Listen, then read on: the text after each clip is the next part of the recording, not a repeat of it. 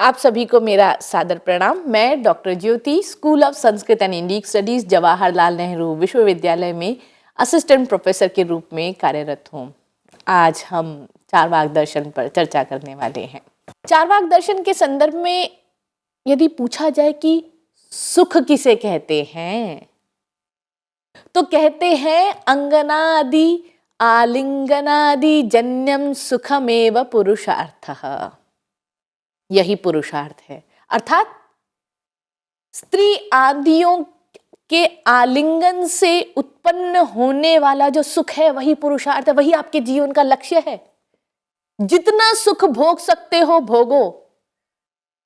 तो यहां स्त्रियों के संदर्भ में कहा गया है कि स्त्री के आलिंगन से उत्पन्न होने वाला जो सुख है वही जीवन का लक्ष्य है, वही पुरुषार्थ है।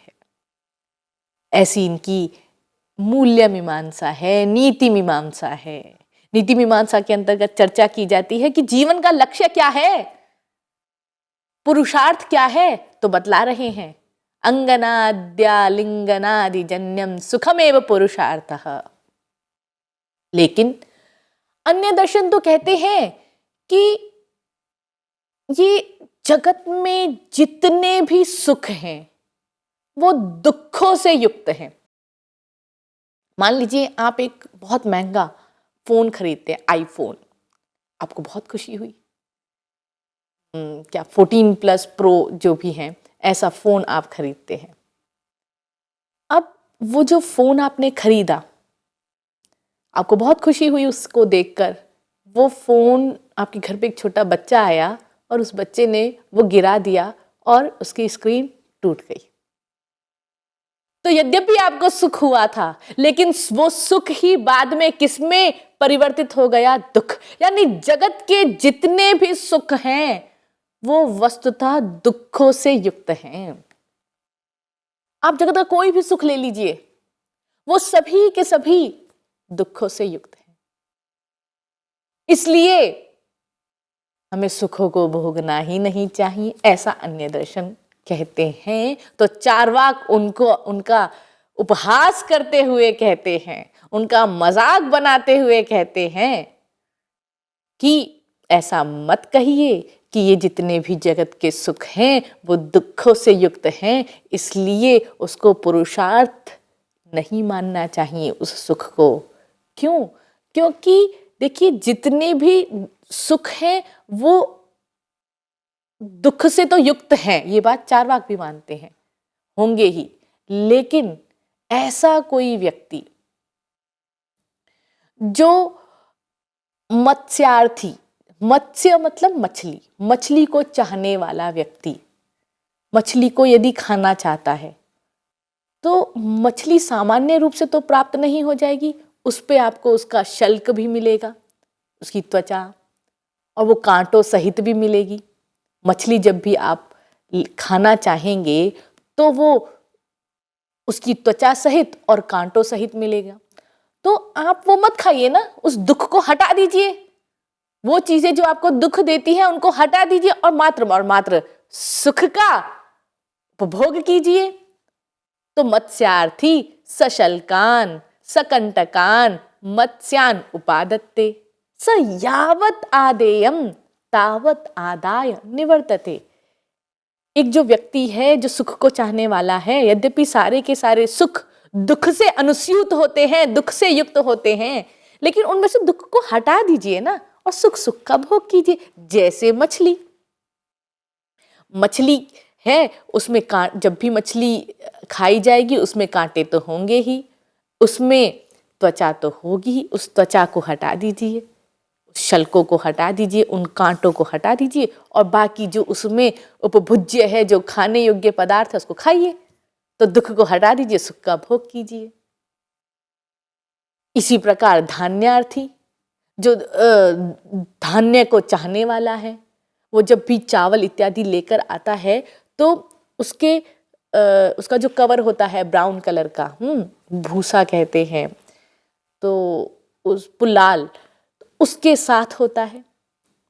तो आप उसको इसलिए तो नहीं छोड़ देते कि ये जो चावल हैं वो पुलाल से युक्त हैं, तो जिसको वो चावल खाने हैं वो क्या करेगा, जिससे उसको सुख मिल रहा है केवल उस वाले भाग को ले लेता है, उन चावलों को ले लेता है, और जो उसके छिलके हैं उनको उतार फेंक देता है। स यावत आदेयम, जितना लेना चाहिए, तावत आदाय, उतना लेकर, निवर्तते, तस्मात, इसलिए, दुख के भय के कारण, अगर आप डरने लगे कि जितने भी जगत में सुख हैं वो तो दुख, कि अगर मैं सुखों का भोग करूंगा तो मुझे दुख तो अवश्य मिलेंगे ही मिलेंगे, ऐसा भय मत कीजिए। सुख का त्याग करना उचित नहीं है, क्योंकि वो अनुकूल वेदनीय है, उससे आपको आनंद मिलता है, उससे आपको संतुष्टि होती है। तो दुख के भय के कारण आप सुख का त्याग मत कीजिए, केवल दुख और दुख को हटा दीजिए और सुख सुख का भोग कीजिए। इस प्रकार ये कहते हैं। फिर कहते हैं, जगत में ऐसा कोई व्यक्ति नहीं है जो ये कहे कि अरे मैं इस बार खेती नहीं करूंगा, क्योंकि अगर मैं खेती करूंगा तो जानवर आके मेरी खेती खराब कर देंगे। ऐसा कोई है क्या? सबको पता है कि जब भी हम खेती इत्यादि करते हैं तो जानवर, पशु, पक्षी आकर उसको खराब करते ही है। तो आप उस तरीके के उपाय करते हैं जिससे आपकी खेती की रक्षा हो सके। नहीं मृगाः सन्ति इति शालयो न उप्यन्ते, क्योंकि मृग हैं, क्योंकि जानवर हैं, इसलिए आप धान आदि जो खेती, जिसकी खेती करना चाहते हैं उसको न बोएं, ऐसा तो नहीं होता ना। इसलिए आप सुखों का भोग करें, दुखों से डरे नहीं। दुख तो आएंगे, सभी के जीवन में दुख आएंगे, लेकिन दुख को आप साइड कर दीजिए।